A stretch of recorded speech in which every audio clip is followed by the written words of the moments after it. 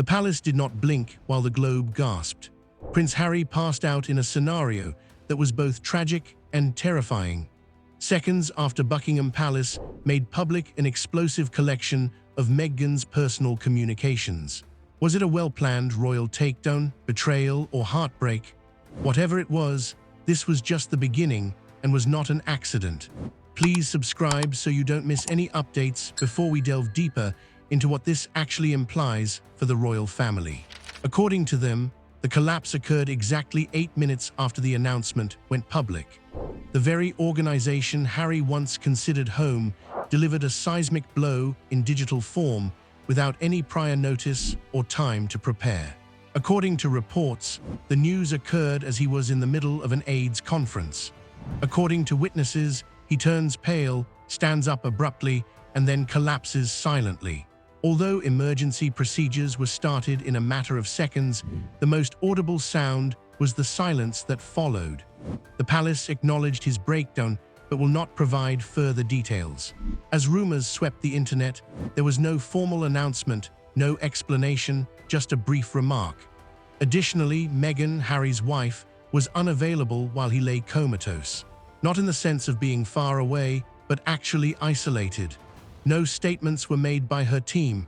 It was reported that her gadgets stopped working. The timing seemed more than regrettable. It seemed purposeful, like someone wanted her to feel alone, helpless, and unable to stop the story from getting out of hand. The timing of the emails, rather than their content, may have been the most frightening aspect.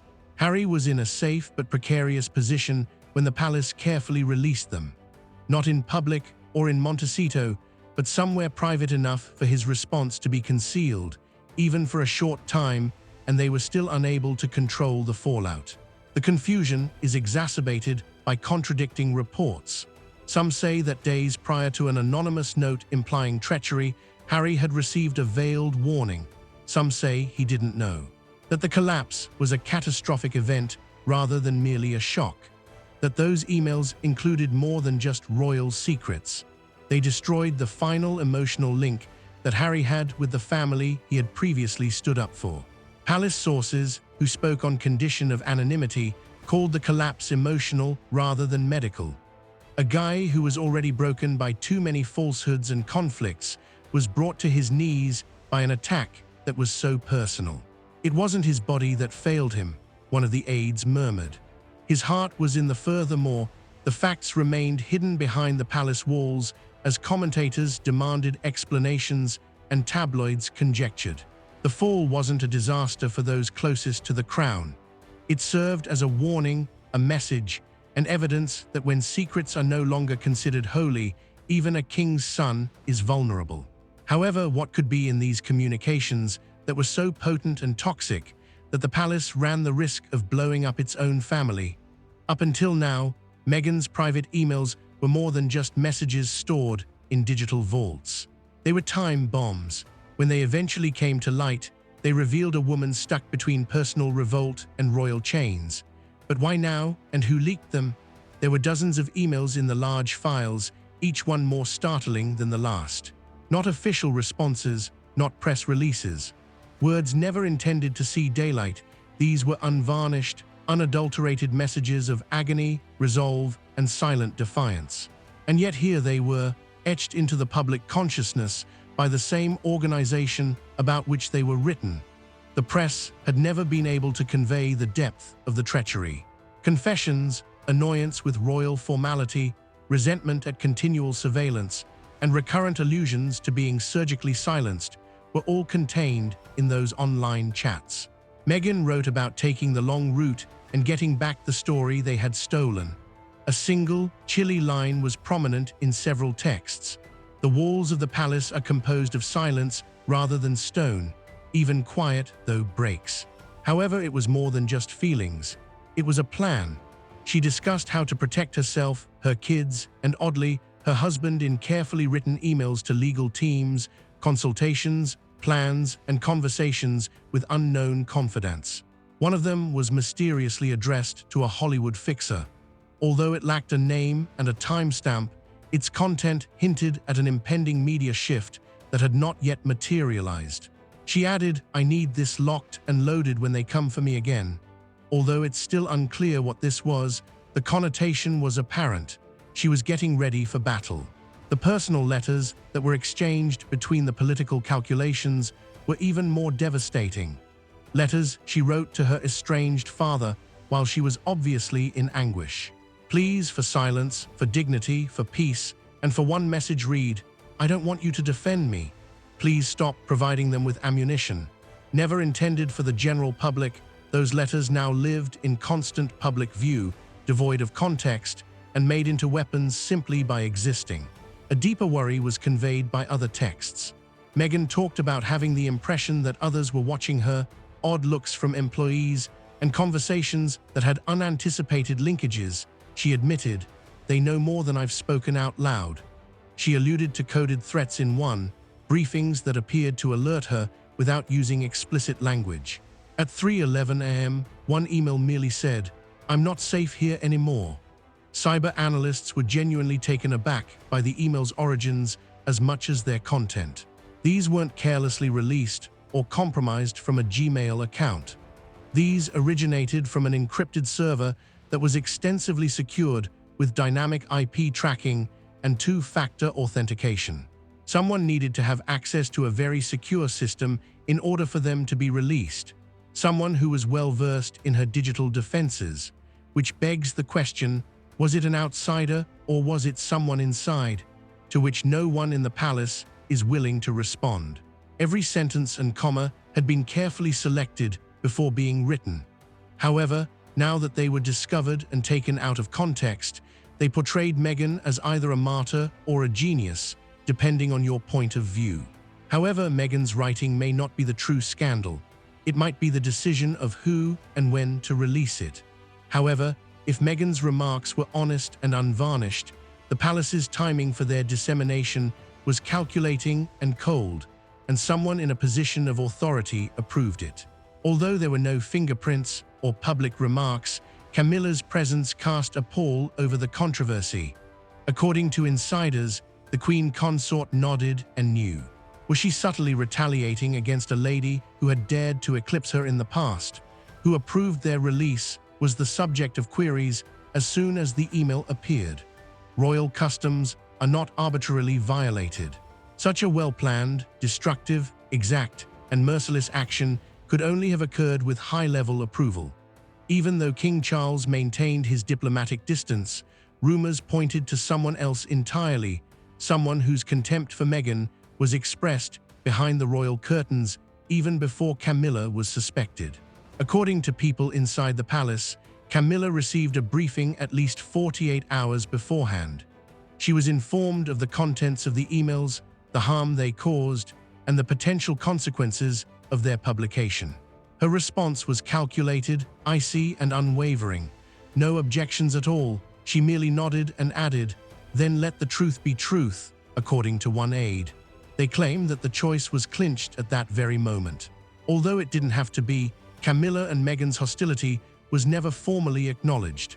The Queen consort was known to hate Meghan's flair, her fame, and her headlines behind closed doors. After decades of fighting her way back from the periphery of public disdain, Meghan strode in and almost took over the royal spotlight. They were set against one another by the press. Private conversations were leaked. According to a palace source, Camilla once remarked, "I've survived Diana, I will also survive her." Then the smile appeared, brief, subtle, but captured. Camilla sat stone-faced next to foreign dignitaries at a state luncheon only hours before Harry's fall, until her lips curved ever so slightly. It was sufficient to put royal observers into a panic. Was it a silent warning that the storm was approaching, a symbol of satisfaction or vindication? The Camilla philosophy, a subtle but significant change in palace policy, is now being discussed by some. No forgiveness for disobedience, no tolerance for outsiders. Meghan was always seen as a threat rather than a member of the family. Threats in Camilla's universe were to be eliminated by strategy, silence, and accuracy rather than by confrontation or the rumors that Camilla remarked. Let her hang by her own words, in private, are arguably the most terrifying. The line has reverberated through royal hallways, whispered, refuted by government representatives, but never completely disregarded. The music was too explicit, too detailed, and too in line with what came next. Camilla's contribution to palace operations had been undervalued, written off as ceremonial, softened by public relations, and ignored in royal policy for far too long. However, insiders now acknowledge that she is more integrated than ever. She observes communications, reviews, briefings, and offers advice on answers. She is aware of the music's pressure points and knows how to apply them. Thus, the true power moved covertly while the world searched for a villain in flashy headlines. Just a nod behind closed doors and a quiet that told it all. No news releases, no public boasting. However, a royal atmosphere was eroding behind shut doors, so not everyone in the palace agreed. Prince William raged behind the royal walls as the headlines' ink dried. Witnesses reported hearing chairs scrape and shouting. He reportedly yelled, "You crossed the line," at a senior assistant. Was this about Meghan or about protecting his brother from a kingdom that eats its own? For a guy who has been taught to control every feeling, William's scream was shocking. This went beyond simply breaking royal protocol. It was intimate, incredibly intimate. He had not received a warning, a briefing, or consultation. While he was away on official business, the emails were made public. And by the time he got back, the harm had spread throughout the world and into his family's broken hearts. According to those closest to the situation, Meghan's remarks did not cause this outrage. It was rage over treachery, betrayal of timing, trust, and of any remaining tenuous possibility for a return to his brother. It had been weeks since they had spoken face to face. However, William now feels that discussions about a ceasefire, a mediated meeting, and a quiet reconciliation had been purposefully held behind closed doors. William and Harry's relationship has always been a complicated web of love, devotion, competition, and hatred. However, there was something about this moment that made every thread tight. When he was younger, William had taken on the role of protector. However, he now finds himself wondering, was he still part of the same machine?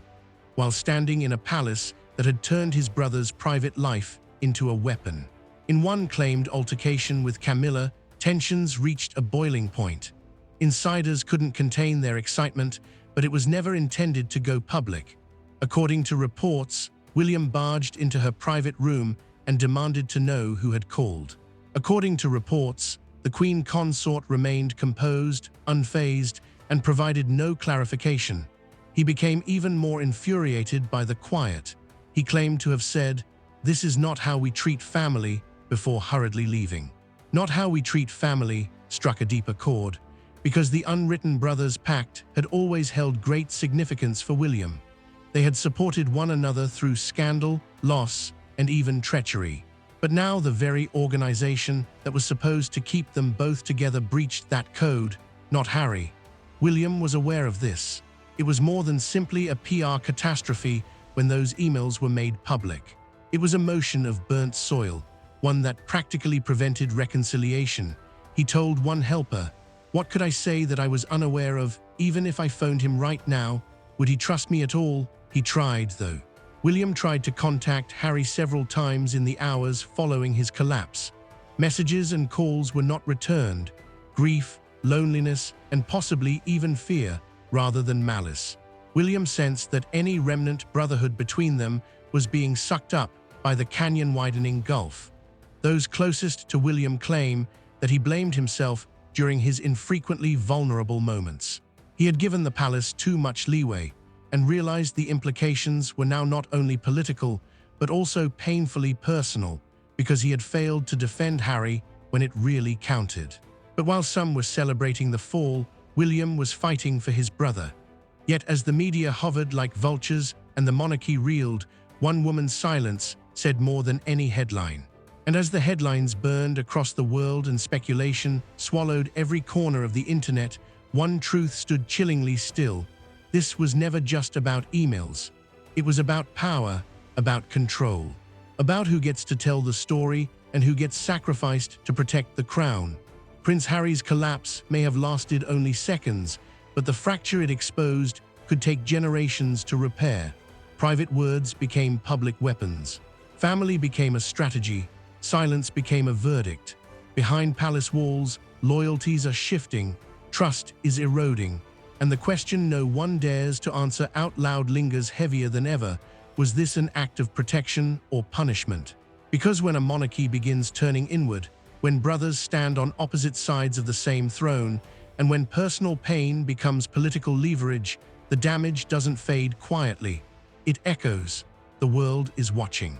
The family is divided, and whatever comes next won't just define headlines, it could redefine the future of the House of Windsor itself. Stay tuned.